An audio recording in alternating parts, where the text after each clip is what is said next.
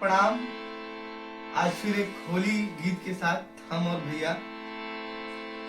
आशा है, उम्मीद है कि आप अपना प्यार आशीर्वाद जरूर देंगे और गलती को क्षमा करेंगे। लेला तत्काल टिकट हगुओ बयाइल निकट कि जिया के पीरा बुझ राजा जी।